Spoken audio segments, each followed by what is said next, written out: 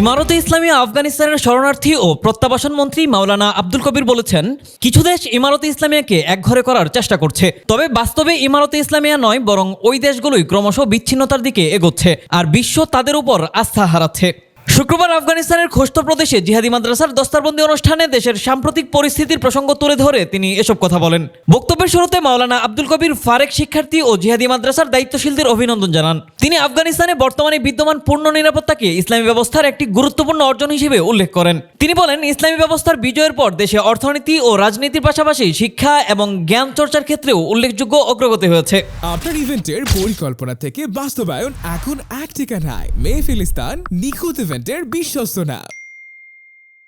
ধর্মীয় প্রতিষ্ঠানগুলো শিক্ষাদানের পাশাপাশি দখলদারিত্বকে পরাজিত করতেও গুরুত্বপূর্ণ ভূমিকা পালন করেছে উল্লেখ করে তিনি বলেন, ২০ বছরের লড়াইয়ে মাদ্রাসাগুলো প্রমাণ করেছে যে এসব প্রতিষ্ঠান কেবল শিক্ষাদানের কেন্দ্র নয় বরং প্রয়োজনের সময় দিন রক্ষার জন্য এগুলো ছিল দৃঢ় প্রতিরোধের দুর্গ।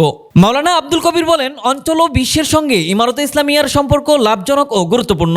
তিনি জানান, আফগানিস্তান বহু দেশের সঙ্গে ইতিবাচক অর্থনৈতিক ও রাজনৈতিক সম্পর্ক বজায় রেখেছে।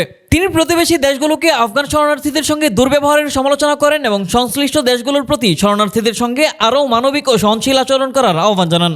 অনুষ্ঠানে তিনি আরও বলেন, ইমারতে ইসলামিয়া দেশের সব প্রদেশে হাজার হাজার অভাবগ্রস্ত প্রত্যাবাসিত পরিবারের জন্য নগদ সহায়তা ও খাদ্য সামগ্রী বিতরণের একটি কর্মসূচি প্রস্তুত করেছে। এই কর্মসূচি খুব শিগগিরই বাস্তবায়ন করা হবে।